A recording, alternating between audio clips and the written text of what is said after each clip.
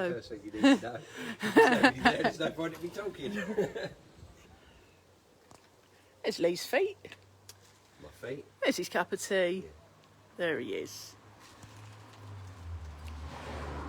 There's one person here. Say hello to us. Hi. It's raining again.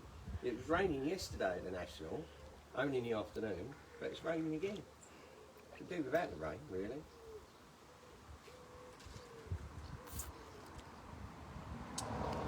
Three people. Well, 3 people. I might be able to start then if there's 3 people. Put a comment on, guys, so we know who's there. Yeah. Say hello. Just check you can hear me before I start talking. And once he starts, he doesn't stop. I won't stop once you started, that's it.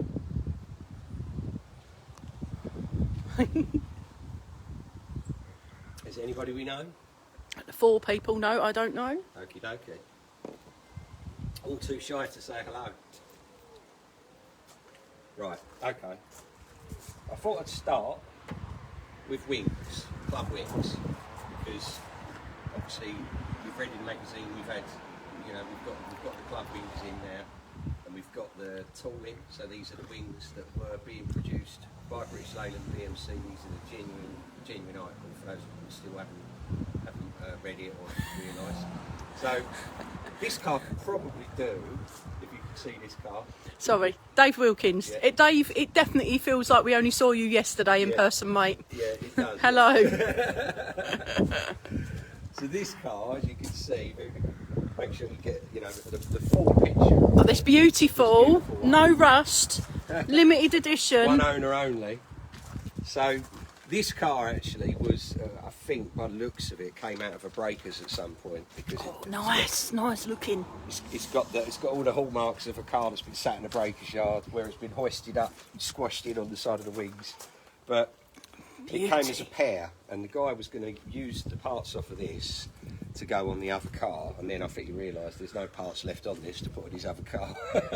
so I bought the 2 of them, and funnily enough, out of the 2 of them, this one is actually all right. or not, it's fine. Yeah, spit and polish and a bit of tea-cut, and it'll be all running right. in no time, sir. Right, actually, it's got a reasonably solid structure underneath all of this peripheral rust. I have had a good look at the inner seals and the floor pans, but it's all of the really usual rot spots in our car. It demonstrates just how bad they can rot. It's okay if you put a rag in there. No one will It's notice. nothing to do with me. Previous owner, Bodge, nothing And to do a with me. bit of duct tape, and you Yeah. would never tell. You can clearly see they were trying to save it. Poor old thing. They've even blocked up the where the wing mirrors would go. They've blocked them up to try and stop the water from rotting it away. Didn't work. Didn't work. Wonder why. So this is a Mark III. Really quite a late one actually. Getting on for right towards the end of the production run. We'll talk about some of the differences in a minute, but let's look at wings for a second. What I wanted to talk about was a lot of members say, how do you do it? How do you fit the wings? So I just wanted to give you a quick run through of how it works. These are the wings. This is a club wing. That's for this side. But I'll just put it here. You'll get the picture of how it works. So they come in 3 pieces. So when you get it, you'll get three sections like this. This is the strengthening panel, and this sits up against below the window pillar and up against the bulkhead, right? Just in front of the door. So it's the door pillar protection, but it's also what sits under the wing and helps you put it together. So it slots it together via this little groove here. So this small groove. So when you weld these together, you can see it essentially sits in there like that. Ah. Okay, and that helps you line it up. And then the other piece, just lay it on the floor. The other piece goes in there like that. Okay? Can you see that? I never knew that. There you go. Fascinating, eh? All right. So what you do when you first get your wing, the best thing to do is to tack. Just do a tack weld on the back seam there that runs along. that will hold it in place. Make sure, you know, you can hold it together with mole grips, but obviously if you're going to fit it and then try and tack weld it, it's going to be really awkward to try and get in there and weld that. So it's best to do a little tacks along there to hold it together. Then you've got your wing ready. Now, before you actually start trial fitting the wing, you need to get your old wing off. Now, depending on the severity of your rot, on this one, I could probably pull it off with my bare hands, but... There you. No. I probably could though, it's feeling pretty rotten, just like the front panel is. But Mind your tea. the simplest way to do this, you need an angle grinder with a thin cutting disc, okay? It's very important you have a thin cutting disc. And what I want you to look at is on the inside of the wing, so you can see that the lip of the new wing, which is, take the top piece, okay? That's what you should be, what you're looking at. That's your lip of your top wing. And you can see this sits, you can just see the flange where it sits on top of the inner wing. This is your inner wing, and it sits on top of that, okay? And it's tack welded along this seam all the way along like this, okay? So to get the old one off, the simplest way, get your thin cutting disc and you want to cut on this edge here against the wing, away from the inner wing, and you want to cut along here like this, as far up as you can. And that's going to allow you to peel the wing away from there. And then down the seam, down here, it's also tacked. And this is the tricky part, it's tacked along here. What you might find is better to do is get your angle grinder with your cutting disc and cut up here like this, well away from your front corner, because if your front corner is still very decent, what you don't want to do is damage it when you take this piece off here, which will be a little bit tricky. It's just the fiddly part. So you might want to cut it like that to there, and then cut it right the way across like that. So you're putting a line down like that to cut it off, and you're essentially leaving this tiny little piece left, and you're cutting it along here, at which point it will just fold away from the car. And the last places it's tacked are on the inside of the inside of the wheel arch, along the seam, and just, if you've still got it, but on the return of what would be your seal, and they curve round, as you can see on this one. It's made of mud. It's made of mud. There you go. And they would curve round, and their tack wheel will remove the wing completely. That will take the bulk of the wing off, and then you'll be left with on the top of the wing. You all right? Yep. Just say hi to Paul Tubby and Terry Price. Hi, Paul. Hi, Terry. So on the top, you'll now be left with this little strip that you cut off, which is the bit that was tack welded on. And that now allows you, because this is gone, this part of the wing's gone, that allows you now to get a nice slim chisel and a nice rubber mallet. You don't want to go attacking this too hard, because this inner wing is quite fragile. If you start bashing at it and it's got rot in it, you could make it a bigger job for yourself. And you just want to just tack away like this, chasing with your chisel up the wing like this. Just tap it, and it will just break each one of those welds as you go. If you do need it replacing, Express Steel stock them, and you can get those with club discount. If you quote the 1100 Club when you order it up, and they're not very expensive, but you probably will find you have to replace them. And you can just again break the seam where it's, and it will only be tack welded about 3 places around the headlight ring like that. And at that point, this piece should just peel away, and then the last part is the seam that is on the front panel where it meets this part of the wing, and that seam there. And you can do exactly the same process as you would have done at the top wing, because now you'll have access to just tap downwards, and again just do it very gently, chase it round, and that way if you've got, you know, a front panel that's mostly decent, but it's got a few areas that you're gonna rub down and maybe put a little patch weld in and fill, you're protecting it. If you try and do it a bit too boisterously, you'll damage this front corner. It almost invariably will bend, or you'll end up just, if it has got rust in it, it'll just pull it all to pieces. If it's too far gone, the front panel anyway, you'll have to think about a new front panel. But but that is the best approach to getting your wing off. Once the wing is off, you can then start looking at cleaning up the area, ready for welding your new wing on. Cleaning up is obviously going to depend on what you find underneath. The bulk of problems will reveal themselves. That's the perfect time to look at your trumpets, which are sitting inside up there, and those trumpets, you know, if the wing's this wrong, that trumpet inside is almost certainly going to be almost non-existent. So that's the point when you would put new trumpets on as well. And any patches that need to be done in the inner wing, you could then do them before you put your wing on, because afterwards it's going to be really, really tricky to do. Cleaning up is quite straightforward. You can either use an angle grinder with a flap disc on. I find that's quickest, a flap disc. You can just go along and just clean up. What you're looking for is shiny silver steel. You want to come back to steel.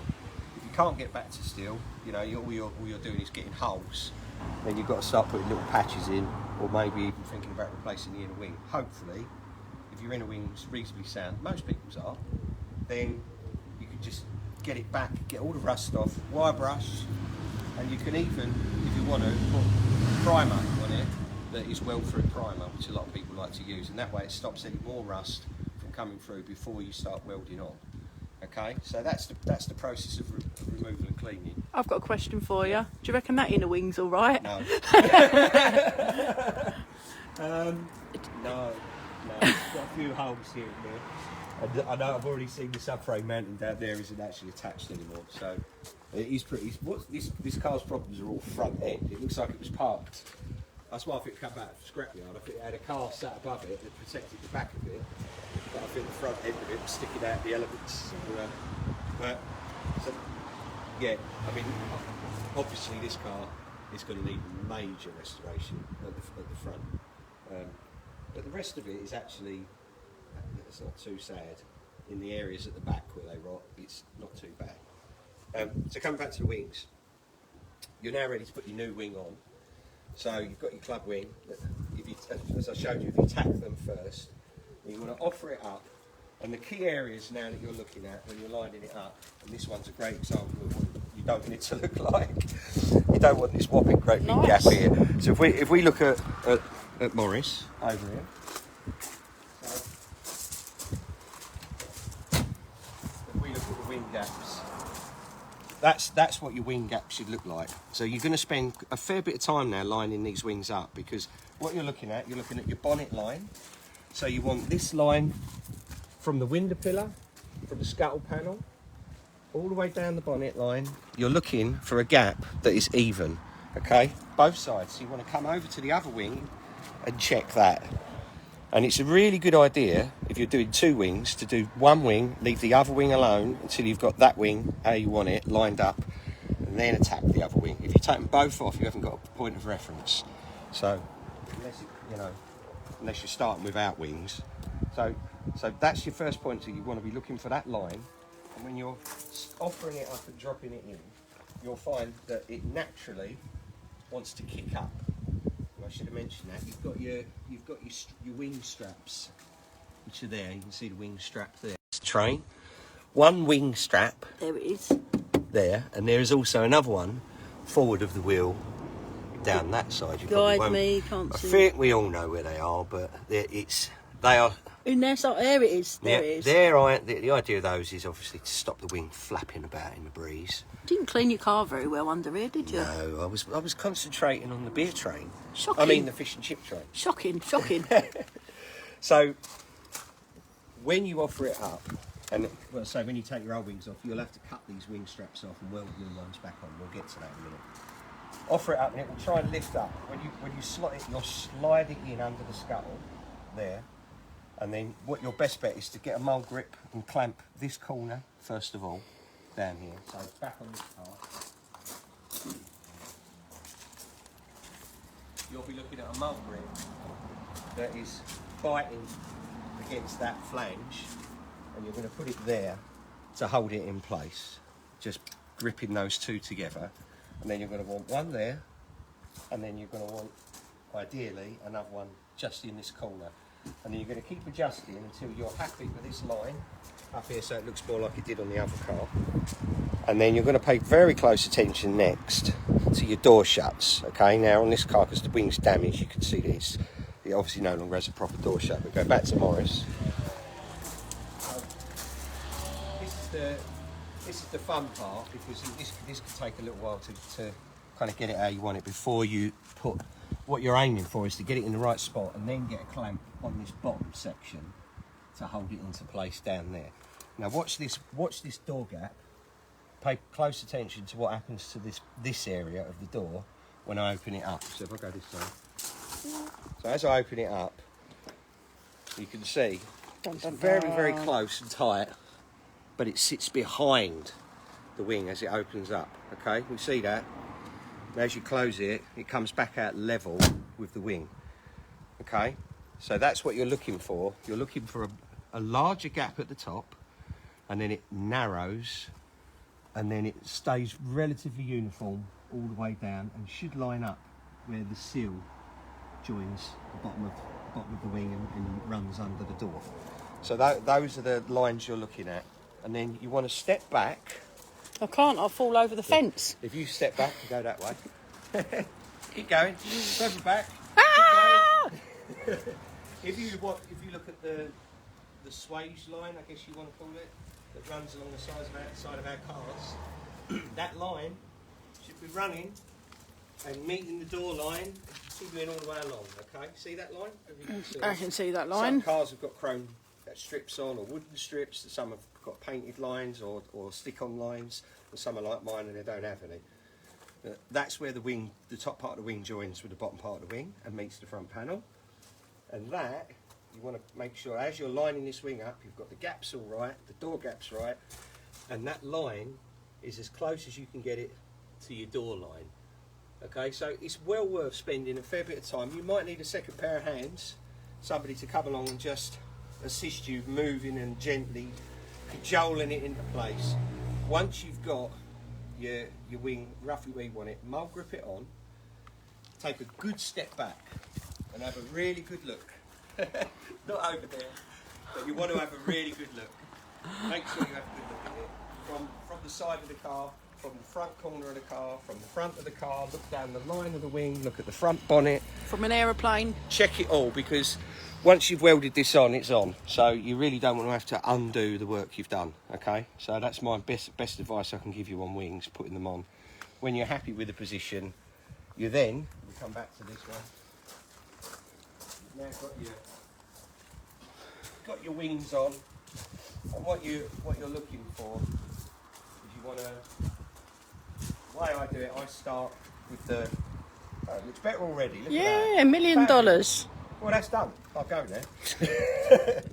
So what you want to do is you want to, what I do, everybody's got different techniques with it. What I do is I drill some pilot holes in this area. So I drill some very small pilot holes along even spacing, just in this top section before I put it on. And then when it's bolted to that flange, I'll then put a tack weld in there, and then I'll come to there, put a tack weld in, and then I'll come to there, put a tack weld in. So they're evenly spaced. When you weld, you're going to have heat distortion. If you try to go along in steps, you'll distort that area, will heat up too much, and you'll find all of a sudden this area here is now trying to ping out or ping up. So you want to go like a bit like if you took tightening head bolts. You want to do it in a sort of a start there, and go like this. So you want to go boom boom, and then boom boom, and then boom boom, and then boom boom, until you've got them all lined up. That's So, Lee's best dad dancing. boom boom. This is the boom boom, the wing boom boom dance. Okay. Once you've tacked on the top, you can breathe a bit then, because it's not going to go anywhere. So that's your cup of tea moment. Oh, fantastic effort. So then you can then move on to tacking the same thing. That you've already tacked the bottom section to this, so you can then move on with getting that section there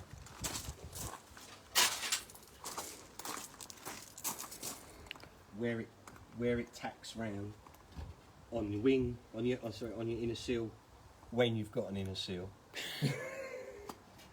So don't do this if you haven't done your seals, because it's going to be a waste of time. And you just want to get a tack just under there, just on the inner, onto the seal at the bottom as it returns around, and that will hold that in place. On the invisible seal. On the invisible seal, and then along here again, what I would have done is I would have drilled a couple of pilot holes before I put this on the car, and now from within the wheel arch, I'll put some welds, tack welds through there, to the front panel. I'm getting dizzy. Okay, that's how you do it. So it's literally just tack all the way along, tack at the bottom, and then you're in place.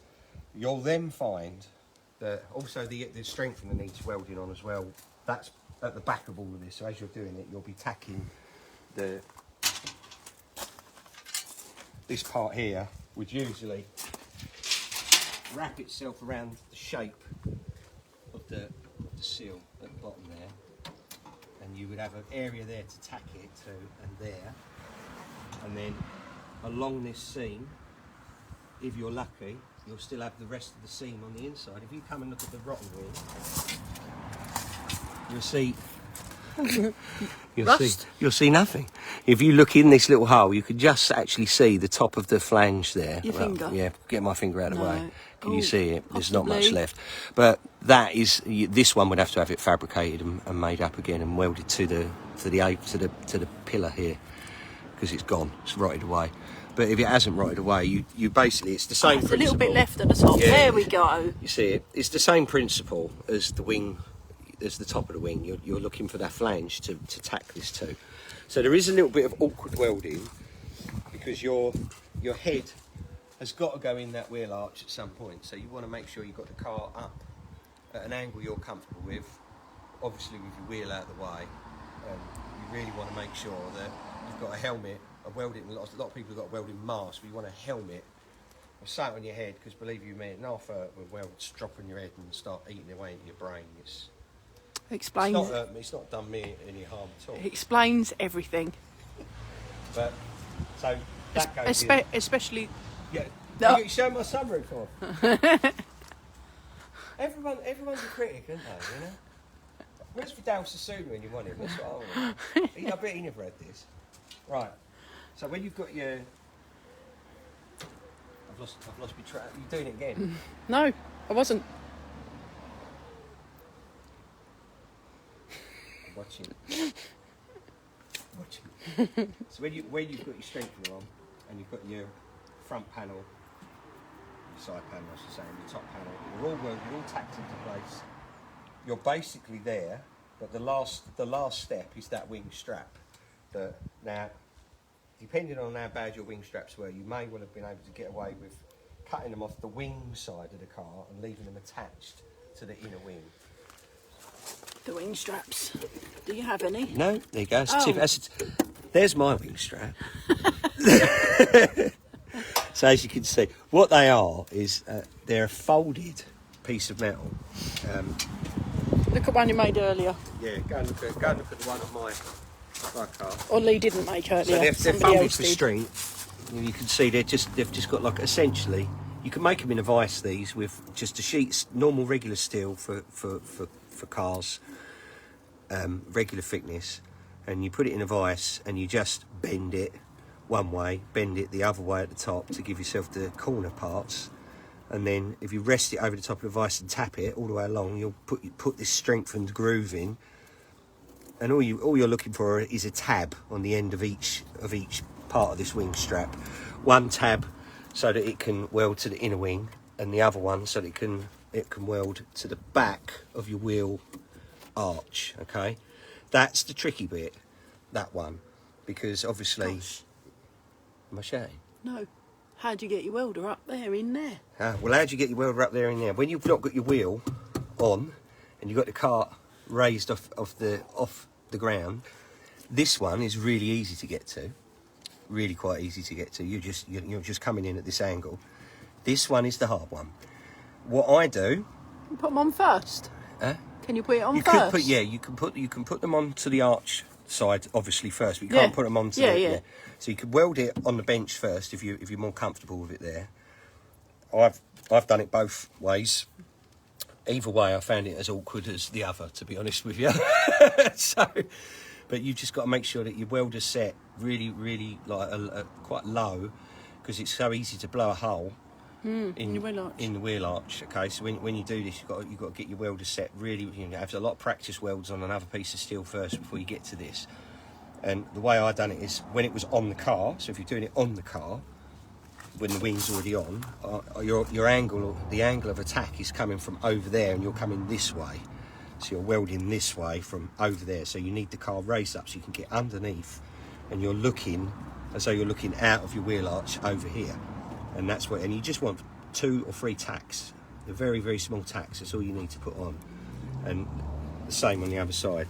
And then you've got the same problem with the front one. The front one I found was actually, where is it? Yeah, I found that was actually a bit easier to do, because the steel on the wing, as it curves round, is a little thicker down there. So that's the wing strap. So you've got to get those on. You might have to do a fair bit of adjustment with those, because if you don't, your wing will want to bow out at the seams where you've tacked it along here. If you get them wing straps at the wrong length, it naturally wants to push this away from the car, and then it causes it to bow, and then this opens up. So, you know, like just sort of, you know, opens up like a little mouth. So you've got to get that quite right. So it isn't a simple job. If you used out the Haynes manual approach, and they give you a spanner rating for the job, I'd say this is a 4, a 3 or a 4. You know, depending on your experience with welding and angle grinders and things like that. But it's quite daunting to do for the first time. But once you've done it on the first wing, you'll probably find you go through the second one like 3 times as fast, because you're more confident and you're used to getting it lined up, and you know exactly what to expect, what not to do, that kind of thing. So that's the wings. I think that's probably covered the wings. Has that covered the wings? Any questions? That's covered the wings. No questions? No questions? Anyone got any questions?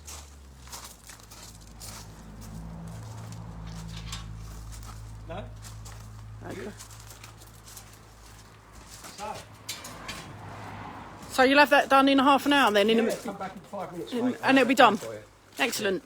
So it's one of the reasons why our cars often ended up getting scrapped, because people couldn't really go to that much effort. It's one of the tricky jobs, to be fair. What I wanted to talk about now was when you're going to look at an 1100. So you might be out there thinking, I want another 1100, or I'm in the club but I haven't got an 1100 and I want to go and buy one. You know, first and foremost, take a club member with you if you can, because they'll be more experienced in what to look for. Depending on your budget, it will depend obviously on the article that you're going to go and look at. Something like this, you know, this is for somebody only extremely foolish, Crazy. brave-hearted mug. Not quite sane, really, I would say. At the end of the day, it's in my eyes. They're always. I can try and save them. I can, but I will, because I don't want to. You don't want them off the road and just disappeared. Dave said, Terry Price says, well done, Lee.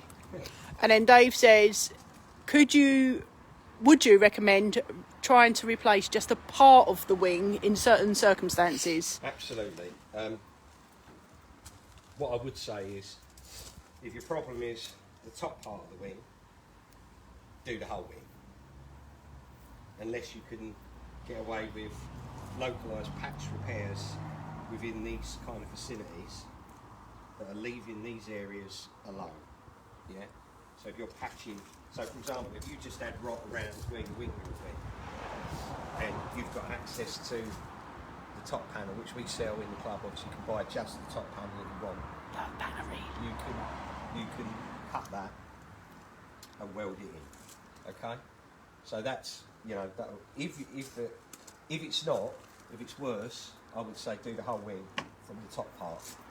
If the problem's at the bottom, I would replace that whole section, but this bit here is the trick. It's going to be tricky, in all honesty. I mean, you can do it. It's no different to doing the whole wing. The process is exactly the same. But when you're cutting it off, if you're retaining this and you're just replacing the bottom section, when you're cutting, you want to be cutting again. You want to get your angle going and cut down there, and you want to cut just below the flange. You want to cut like this all the way along, so that you can repeat what I was saying earlier with peeling it away and chiseling it away, and not damaging this top section. So yes, you can do it. We have a low battery. I've got a low battery. You have a low battery. Well, that always happens. So if I vanish, you'll all cheer. So I'll find this for you. So if you're going to buy a car, buy an 1100, there's loads of things to look for, and the rot areas that our cars suffer from. The most obvious are the wings. You can see the rot on the wings. What you need to know is that when you see rust on these wings, the rust is already there because it's rotted from the inside out, 9 times out of 10. The next area to look for on our cars is obviously the floors. So Yeah, it has one. sort of. When you see a flaw, that's a bonus. But obviously this one is that needs replacing, it's had it. But what you want to do is get access, and this is all going to fall apart because this one's pretty wet. But you want to get access to this corner particularly on the driver's side, and you've got the inspection hole, might be taped up.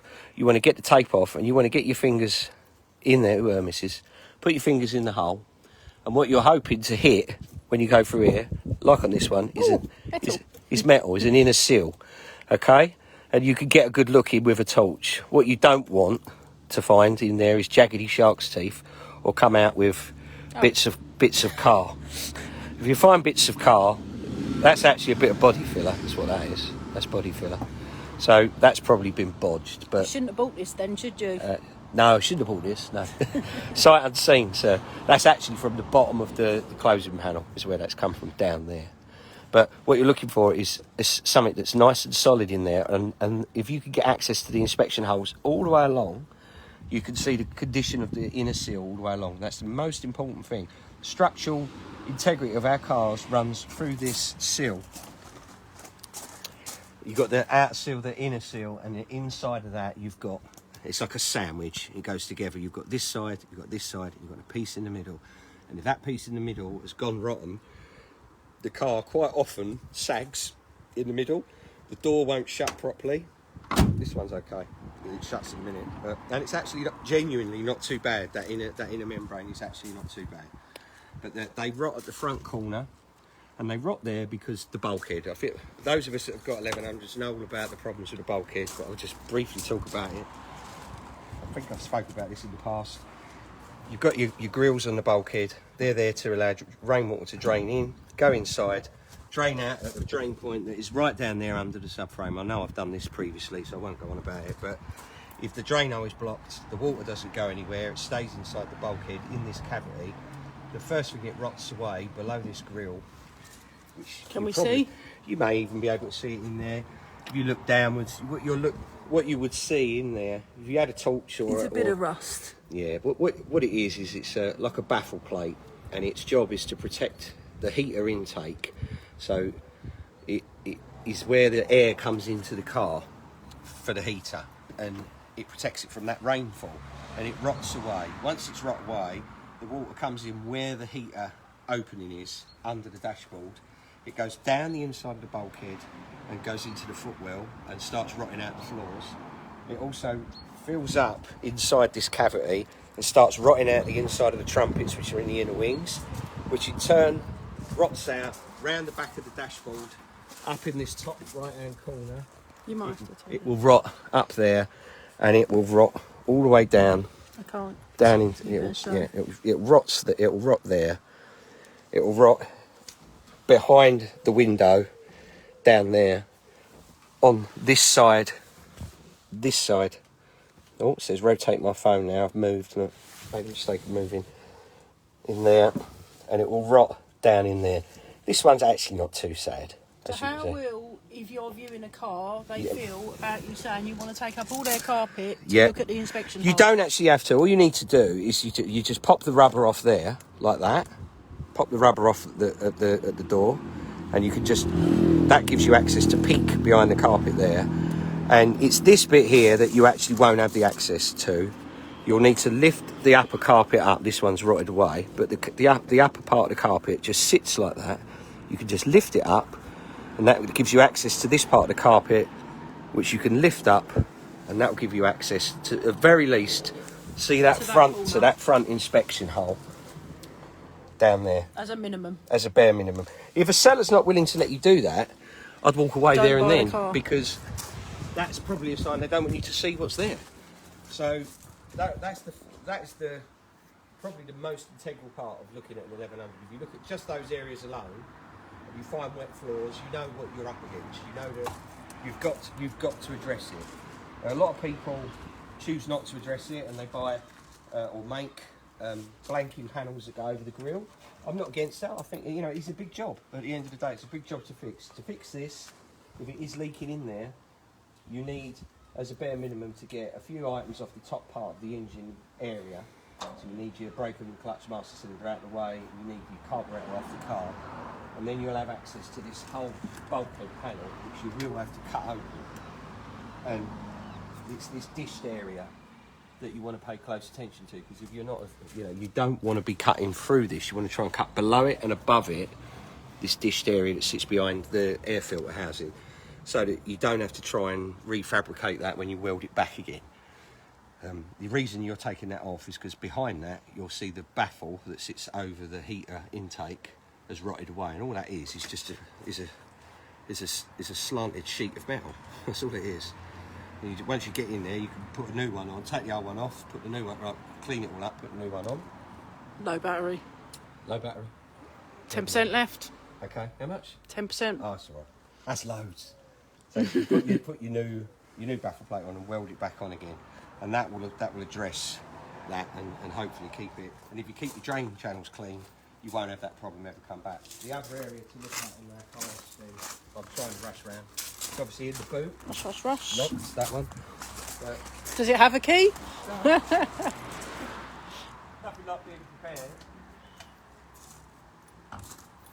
The appliance is science, so I can find the right key now, no pressure.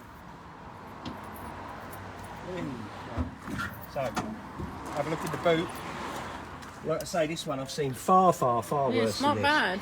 So what happens is they rot along the seam, and you quite often open up the boot and there isn't a boot. There's no floor anymore. But this one's actually not too bad as things go. And get your hand, don't be frightened to get your hand down in this corner. I'm scared. Down in that corner there, looking for spiders. And this is solid. Mice. Solid as a rock, but you're looking for crustiness and rustiness in these corners. This is another, you know, key rot spot area. And then the last one is obviously on the subframes themselves, where they mount to the car.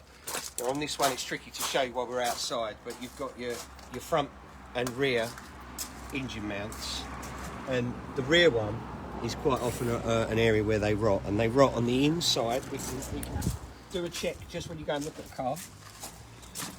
If you're not under the car, it's not been open for a while. So under the seats of our cars, under there, you'll find an inspection hole. Under the seat. I'm not going under there. So you won't be. I'm not going under there. Lee's going under there. There we go. Ready? So you go underneath. There's under the seat. Up there, I hope you can see that. There's an inspection hole up there. That inspection hole, you can get your fingers in. You can feel if there's any rust in there. If the seller's very kind, they'll let you take very quickly, take the base seat out. It's just 2 screws in the centre over the centre column down there at the bottom, just here. Just a screw there, unscrew that, and that will allow you to remove the base. Once you've removed the base, you can get your hand in and look straight down onto the top of the rear subframe mounts. Or the floor. Hopefully you'll be able to see the rear subframe mounts bolted to the car, not a load of body filler or a load of fiberglass or a load of rust.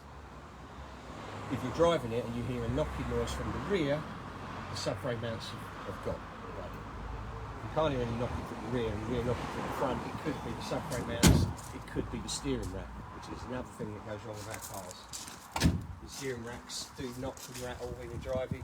Simplest way to check your rack is when the car is static. put it on full lock. Nice view, Lee. Is that nice? No. Put it on full lock. Let's go and look at some pretty plants. We don't want to see Lee's backside, really, do we? There we go. Put it on full lock. You want to get hold of the steering rack. Hold of the steering rack. Get hold of the steering rack, full lock, and give it a shake with it. If it doesn't make a noise, there's no noise really on that. No, that's it's fine. all right. Doesn't make a rattling noise. It's Bonus. It's okay. Yep. Buy it. Buy it. Buy it. Well, It's yeah. got steering rack's fine. Yeah. So those are some of the. I mean, the rest of it is pretty obvious. You know, around the window pillars, you'll see rust on the window Oops. pillars. Obviously, bodywork rust you'll see all over the show. Oops. The door bottoms are another favourite where these rot out. This is all not bad, this. That's what I'm saying. It's not as bad as it looks. The seals, obviously, is the other obvious thing. Excellent. The outer seals, what you're looking for is, are they original seals or are they cover seals? Really quick way of telling. There's two ways of telling. Look at the rear.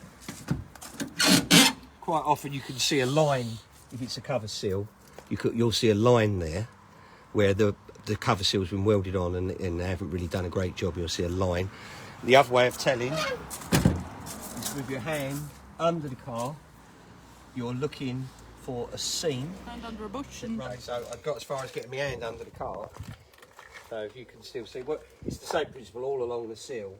When you're looking at the seals on our cars, you want to feel for this lip underneath. You'll feel a lip that comes straight down, and you want to run your hand along, and you're feeling under here. What you're looking for is metal. Hi, Ryan. This cover seal, you'll find that this underneath here, 9 times out of 10, doesn't have drain holes. It doesn't have little dents that are at regular intervals that match up with the lines of the floor, basically. They also, the other telltale sign on a cover seal, I don't know if you won't be able to see from this side where we're plugged in, but in the door shut area, you'll see where the cover seal has been welded over the original. Cover seals are not necessarily a bad thing, but what they are is they're a sign that there's been rust and somebody's attended to it. What your question is have they done a good job and took the old seal off and put that cover seal on as a replacement seal, or have they just cut out a bit of rust? It's a motorbike show. Or have they cut out a bit of rust and just put that seal over the top of it, in which case you may find some real horrors lurking underneath. And that's the importance, as I went back to the first video before we lost the battery, is getting into those inspection holes. If you can get in those inspection holes, that will give you a good indication of what the inner seal structure is like. And the outer seal is less of a problem. It's still a tricky thing to do, but nowhere near as tricky as trying to sort out the inner side of the inner seal. Once the inner seal's rotted, you've got a big job on your hands, and I can do that in another video and show you how that goes. So those are some of the key areas to look for. Is, you know, the rust that you could visibly see, obviously, and more importantly, the rust that you can't see, the rust that's hidden. That's the stuff that often people unfortunately end up finding out at a later date. The areas to look for when you're inspecting your engine bay, and hopefully you can get it so you can still see roughly the engine bay. Not really. Okay, not really? No, we're on a short lead. Yeah, it's a short lead. But what you're looking for is you're looking for where the subframe meets the side of the car, and you're looking for the bolts that bolt on, which you'll see from the inside of the inner wing, and you'll see from the subframe at the front, there and there, and at the back, a bit harder to see, at the back of the turrets there and there, and under the car. When you've got the wheel turned the other way, you'll see under the car. So you've got all those engine mounts to look at. What you're looking for is, are they attached to the car? That's as simple as that. If they're not, or you can see that area is rotten, or it looks a bit flaky, you may have some work to do there with welding, because you know that holds obviously the engine in the car. So it's a key area to look at. Mechanically, our cars are probably the least troublesome things you'll ever come across. They're relatively straightforward. The engines on these are very robust. The A series engine, be it 1100 or 1300, they're all basically the same to work on. if you're going to look at a car and it's running, you're just looking, you're wanting to listen to the engine, and you're wanting to listen for anything that sounds unduly noisy. So on our cars, anything that's unduly noisy would be something like a tappety engine.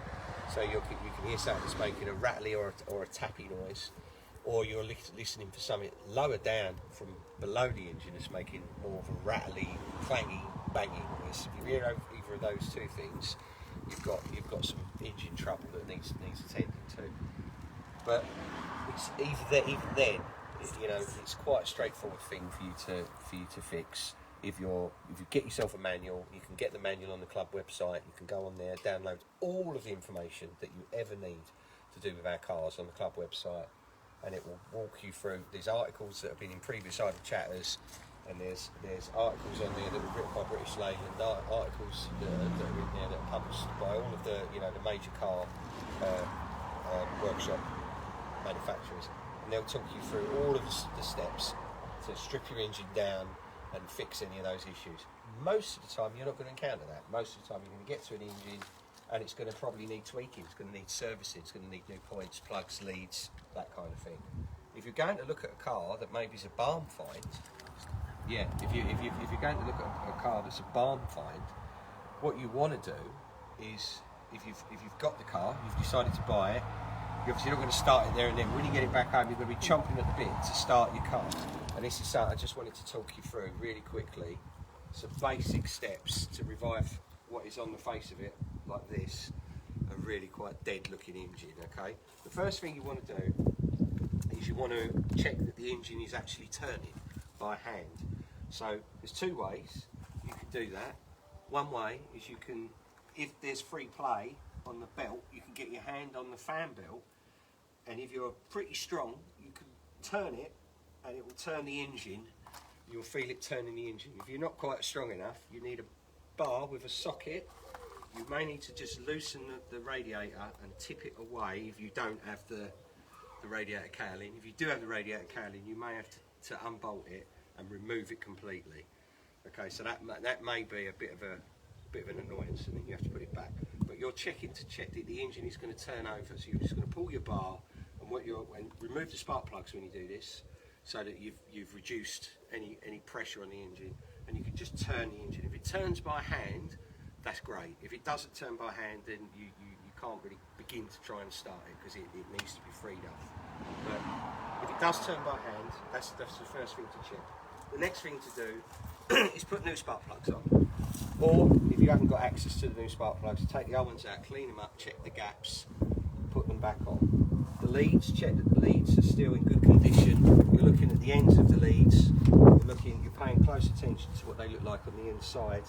You want to make sure that the leads are clean and have got metal to metal contact, so that they conduct the electricity that you're going to need to fire the engine over. The next most obvious area is the distributor.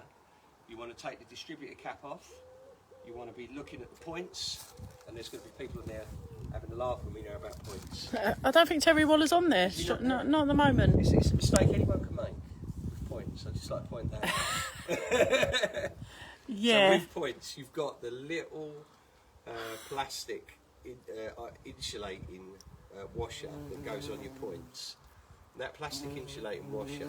Sorry, the noise is a bumblebee. It's that gone. Plastic insulating washer is got to be in the right position.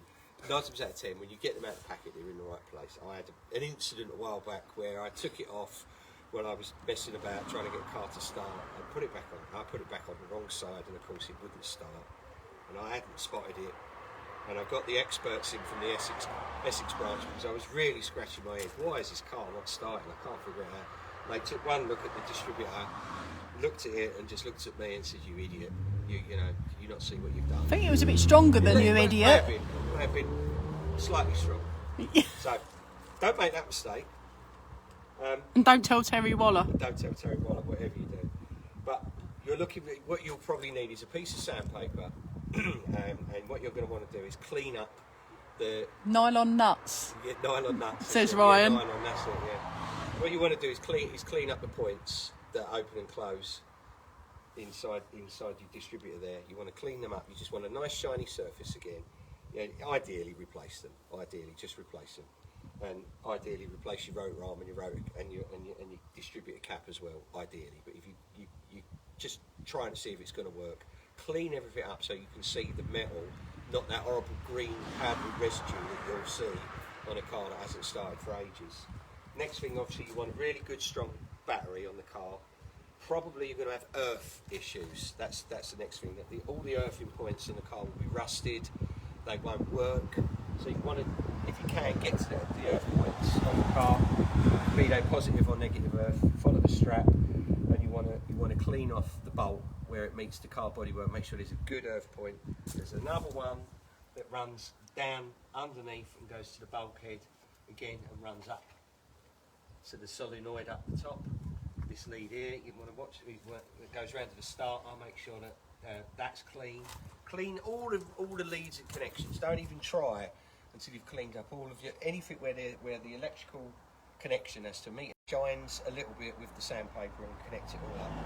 Nice spark plugs in. Next thing is make sure you've got water in your rad. I'll post a video later of what it looks like when you haven't got water in your rad. Make sure there's some water in the rad. Make sure that there's oil in the engine. Okay, so just check your dipstick. Make sure you've got some oil. Oh, that's what he called you. Dipstick. That's what he called me. Make sure there's oil in your engine. And then the final checks really are the car. There we go. We're back on. We're back. So remove your air filter altogether. Actually, when you're trying to start a car, first of all, you haven't got it going, and check. Don't break that. It's broke my favourite cup. No, I did. It's fine. It's all end the video. It's all fine. No, it's absolutely fine. No problem at all. Jeez. So check that you've got oil in your dash pot at the top there. All the basic checks you would do. Check it's clean. Check that the carburetor. You might even take it off completely. Check the needle inside. Check it's all clean. Get some carburetor cleaner, squirt it, clean it. In the float chamber, you want to undo the bolts on top of the float chamber. Remove the float. Make sure the float is moving up and down. Hasn't got any holes in it. If there's fuel in there, put a rag in, soak it up, get the fuel out. That fuel will be gone, green, stale, horrible, nasty. Put fresh fuel in the dash pot. Put your dash pot back up. Sorry, not your dash pot. Put fresh fuel back in your float chamber. Put your float chamber back together again with fresh fuel sitting in there. Then you've got a decision to make. Do you want to trust the fuel tank and the fuel pump, be it an electrical one or a mechanical one? The electrical ones are in the boot. I can't show you because our lead won't work. But, still can't show you because my car's filled with junk. Oh. If you've got an electrical fuel pump, it's located under there, and you'll just see the back of the pump sticking out, and there'll be the leads on it. Clean all of those up, because if that doesn't tick when you do fire the car over, you'll know that your fuel pump's not pumping fresh. Take a chance on the fuel tank, and you put fresh fuel in your fuel tank. You've got to check that your fuel pump's going to be pumping if it's an electrical fuel pump. If it's a mechanical fuel pump, it's on the back of the end of fuel from the fuel tank, rather than pushing it from the boot. Okay. What I tend to do, if it's a real old car and you don't know how long it's been off the road, and you don't know, what's in that fuel tank, before you get to cleaning the fuel tank and things like that, use a separate fuel tank, and that's all this is a gravity-fed fuel tank. So I've just got a little tank on a pipe. I've disconnected the usual inlet that comes from the fuel tank via the fuel pump, and I've connected it up to the float chamber, so it's got just a gravity-fed bit of fresh fuel. The other thing to invest in is a can of Easy Start, which could always help, just to give it a little sniff of Easy Start before you try starting to turn it. It can help. Some people like to use it, some people don't. I always use it if it's a really long dead engine, because without the Easy Start, sometimes they struggle initially just to fire. Once they're fired, you're away. The other thing that you may find is that your starter motor might be stuck on, might need a tap. You may need to tap it gently with a hammer to cajole it back into moving again. Ultimately, once you've done that, you've got a fresh battery or you've got jump leads on the original battery, you want to just go through again, just check everything, put everything back, make sure your points are okay, your rotor's back on, your leads are in the right place, the plugs are in, you've got water, you've got oil, clean the carburetor, got fresh fuel, time to give it a start. Okay? So Well, let's have a go. What do we let's have a go at reckon? this one, because I've done all of that on this car. Whoa. Make sure he chokes out. Oh, see, it needs a bit of easy start. It needs a bit of love.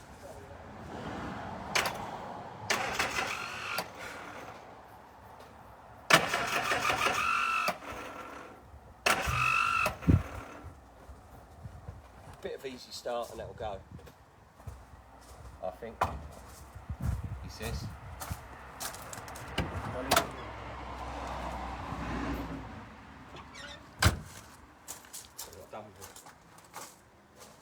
Oh, I know. You can keep talking for a minute. La la la la la. Hi Terry Price. Thanks for sticking with us.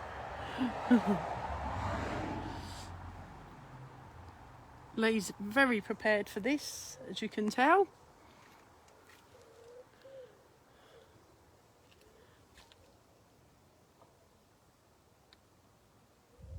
Here he comes. If anyone's got any questions about anything, make him really tricky for him. Just ask your questions. Oh, there you are, Lee. Hello. So, sometimes you have an assistant to help you, sometimes you don't. But, Your assistants have left the building. bit of easy start. Hopefully, it's enough. Oh. Can I hold the phone and the easy start? Probably. Probably not. Alright, I'll do it. This will happen, you know, you won't get it fired up straight away. If you do, you're a genius. Nearly. Yay! And voila! Obviously the exhaust might have a small hole. What? A small hole! I beg your pardon? Point in case. Once you've started it, if it's that loud, you might want to turn it off.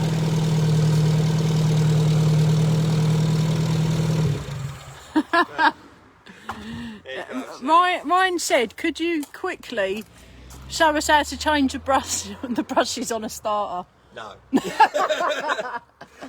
the starter, I can talk you through it. Take the starter motor joking. off. I know it is, but you can take, if you do find your starter won't work, it will be the brushes. Disconnect the starter motor, there's a case on it, disconnect the case, you'll have access to the brushes, which will probably be all rusty.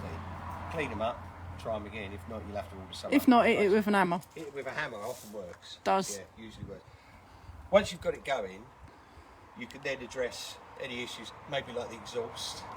So, Maybe a bit of body work. yeah, well, yeah, but it's always good to know that your project that you're going to spend all that time on has got an engine that runs. Well, Perhaps Yeah. watch your own video first Yeah. about what you should look for before you buy a car. yeah, that's a good idea, yeah, because then I wouldn't end up with this car, would I? Correct. That's right, no, quite right too. So, those are the things I think to look for if you've got a barn find type of situation, you want to try and start the engine. Those are the things to go for. If it doesn't start, easy start is the first port of call. Try and get it going, but it's no point keep squirting easy starting. It doesn't fire. You could have an earth issue. Most of the time, it will be that there's no spark at the plugs, and it's a process of elimination. You can invest in a spark plug tester. They're very, very inexpensive, a couple of quid. They light up. You put them on the end of your leads, and you put them there, and you connect it back up to the plug. And as you have an assistant turn the engine over, or you use the start solenoid if you've got one. Well, it's not going to start because I'm not going to kick it. That's to turn the engine over. But when you do that, you'll see on your spark plugs them flashing. If they're not flashing, you've got no spark. you've got no spark, you've got to chase that problem back to the next port of call. So if there's no spark there, the next problem is the distributor. So now look at the distributor cap. Is it the rotor arm? Is the rotor arm dirty? Does it need replacing? Is it the washer? Is it the nylon washer that's on the wrong way round? Some plonkers put it on the wrong way round. Make sure the points are opening as the shoulder of the cam comes round. The points should open and close just at the point that the shoulder of the cam comes round. The points may just need adjusting ever so slightly left or right. Make sure the points are clean. The next thing is put the spark plug tester on the centre lead and fire it again and check and have a look. Is that lighting up? If that's not lighting up, that lead goes to the coil. So you've now got to suspect that there's a problem with the coil. There's nothing coming through. If that isn't working, you've got to suspect that it's to do with probably the start solenoid itself and earth in the entire system somewhere. That's usually what causes a problem. So just process of elimination. You'll get there. It's almost a guarantee you'll get this engine, one of these engines, to fire up after decades of them not working. So hopefully that's a helpful starting point. You'll probably find all the hoses leak and things like that, but just that will help you out with a Duff engine to start it up for the first time. So I wanted to just talk that through. I think that probably covers most of the stuff I was going to do. You're going to post some videos that you took earlier? Yeah, we took some videos earlier. We went for a drive in the Fens and gave people a tour of the Fens. Hopefully that'll upload. It was about a 15-minute drive, just to show you the local area, what it's like to drive an 1100 for those of you that have forgotten, been in lockdown too long. Everybody, can people post their videos to you so you can share them? I really want to see some people's videos of their cars or just some pictures of your cars. And they can go on the main 1100 Club Facebook or on the Fenland one, and Dave and Lee will share. Yeah. We're here to help at the end of the day, so if anyone ever has any questions or just wants to have a chat with somebody that loves 1100s, then just give us a call, give Dave a call. I'm sure I'll be pleased to hear that. Oops. Like he's not got enough to do. Yeah, Dave doesn't do much really, does he? Really, he just tinkers. Don't you, Dave? Yeah, I was doing nothing. Dave, you just tinker around a little. But, as I've said before, I'll say it again, the 1100 Club's got branches all over. So if you whatever town or city you're in, you'll have a branch close by. And we picked up, Dave, correct me if I'm wrong, type away, we picked up at least one new branch area rep yesterday. Yeah. For Berkshire, I hope I'm remembering correctly. Brilliant. That we're gonna arrange. So if anyone's in an area where there isn't an area rep close by, contact us and we can sort that out. If you want to be an area rep, just let us know. You know, it's no biggie. If you want to start off, even if you're a club of one to start off with. Lee was. Yeah, and I still am. No, you're not. No, you're not. Fenland started how many years ago? 2? Well, just before lockdown. And there was you. Yeah. And you. And now there's 6. Yes, there's 6 of us, I think, at the minute. But you know, it will grow, and you could if you've got a regional branch, you'll find that they meet up usually once a month, maybe more, and you'll get together and maybe go out for a meal. Or what we do in Fenland is we come to my workshop once a month and we have a tinker with our cars. We bring things along we might be having a problem with, or we help each other out with little jobs in our cars. And obviously we go to the pub when they're reopening, so it's normal. So you know, it's a social aspect of it that I think is really good. I've got a question from Terry Price. Need a crankcase breather top hat cap. Any ideas where to get one? Mini spares. You need the top hat one.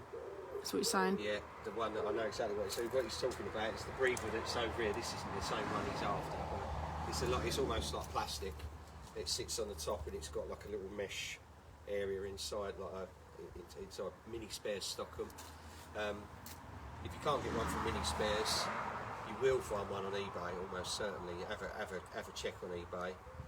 I don't have any spare ones. The only one I've got is on an engine. So, but again, that's the kind of thing you get. Club members will ask that, and check in your regional branch. Probably fire it off to Dave Dave will always put a shout out on the Facebook page to see if anybody's got a spare one in their shed. Essex branch have got quite a few people that have got a little stockpile of spares, so it's always worth. That they'll only sell to members. To members, yeah. But it's always worth contacting them. You know, somebody somewhere will always go, oh, I've got one of them, I'll dig one of those out. That's the one. But yeah, mini spares, actually, I think will probably be the best place for that. Any other questions? Any more questions? Questions? If there's not any more questions, We'll wrap it up and go and eat that chicken that I can smell cooking. Oh yeah. Today we're having dried carcass for dinner. Yeah, shrivelled up. Because Lee talked for 2 hours again. Yeah, because Lee doesn't shut up. Okay. So I hope that was of help. I hope it was of use. I hope you all had a really good national weekend, whatever you were up to. If you were at the station yesterday, it was great to see you. Those of you who did the milk train, I know you had a great night with the magician and everything, great fun. Those of you who couldn't make that, every year we try and have our national somewhere new, different. We try to move it around. We said at the national the other day, you know, if there's anybody's got any suggestions, just give us a shout, you know, where you think it could be, and if you're interested in organising a national event or any event. Helping to organise. Yeah, helping to organise. It's a lot of work. Yeah, it is fairly involved.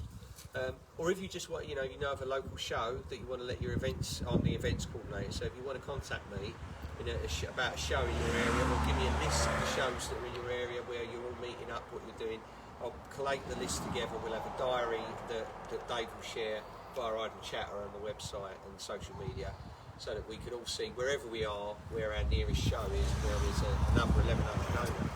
So that's what we should And get some more members. get some more members. We've yeah. already got loads. That's it, and more cars that we can save like this one. So watch this space on this one. This might be a while. Yeah, let's not come back to this one next year, May. No, but let's give it a while. Give it a little while. Give it a while. This one. I've got a few other projects that are a little bit more on at the minute, but it will get sorted. I promise. Right. Thanks, everybody. Thanks, everyone.